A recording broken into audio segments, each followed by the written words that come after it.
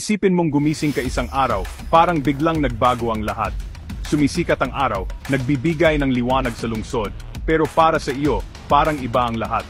Ito ang simula ng isang kwento na maaring mangyari sa kahit sino sa atin, isang kwento ng mga hindi inaasahang pagsubok at ang lakas upang malampasan ang mga ito. Kilalanin natin si Juan mula sa Tuguegarao City, isang masiglang lugar kung saan mabilis ang takbo ng buhay. Si Juan ay isang pamilyar na mukha sa kanyang komunidad, kilala sa kanyang dedikasyon at kasipagan. Isang masipag na tatay at haligi ng pamilya. Ginugugol niya ang kanyang mga araw sa pagtatrabaho upang maitaguyod ang kanyang mga mahal sa buhay at ang kanyang mga gabi ay puno ng tawanan at saya habang nakikipaglaro siya sa kanyang mga anak sa parke. Isang araw, nagkasakit si Juan. Nagsimula ito sa isang simpleng ubo at pagkapagod. Binalewala niya ito. Iniisip na ito ay isang simpleng sipon lamang. Ngunit habang lumilipas ang mga araw, lumalala ang kanyang kalagayan. Ang tila simpleng lagnat ay naging maluba. Nahirapan si Juan na harapin ang bawat araw. Nawalan siya ng lakas, at halos hindi niya magawa ang kanyang mga pang-araw-araw na gawain. Isinugod siya ng kanyang pamilya sa ospital, ngunit mabilis na tumaas ang mga gastusin. Ang unang konsultasyon, mga pagsusuri at mga gamot ay simula pa lamang.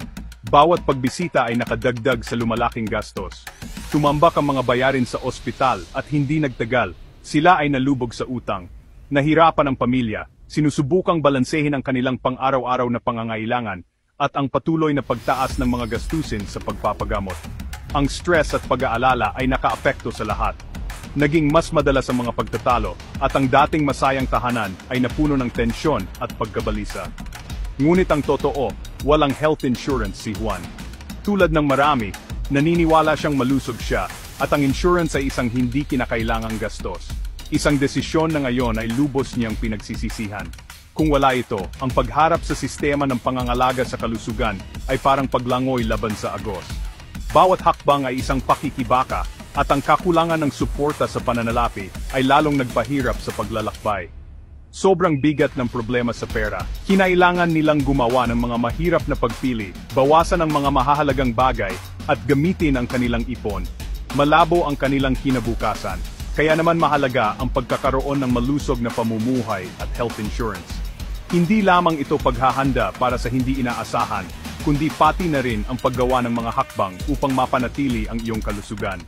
Ang pagkain ng tama, pag-ehersisyo, at regular na check-up ay makakatulong upang maiwasan ang mga sakit. Ang mga gawin na ito ay hindi lamang nagpapabuti sa iyong physical na kalusugan, kundi pati na rin sa iyong mental na kalagayan. Dito nagiging mahalaga ang health insurance. Nagbibigay ito ng suportang pinansyal na kailangan upang malampasan ang mahihirap na panahon ng walang dagdag na stress ng tumataas na bayarin. Pinoprotektahan ka nito mula sa mga hindi inaasahan, kaya hindi mo kailangang harapin ito ng mag-isa. Sa pamamagitan ng health insurance, mayroon kang proteksyon para makakuha ng pangangalagang kailangan mo ng walang takot sa pagkalugi. Huwag kalimutang mag-like, mag-share, at mag-subscribe para sa mas maraming kwentong mahalaga. Sama-sama, maari tayong bumuo ng isang komunidad na pinahahalagahan ang kalusugan, kapakanan, at tulungan.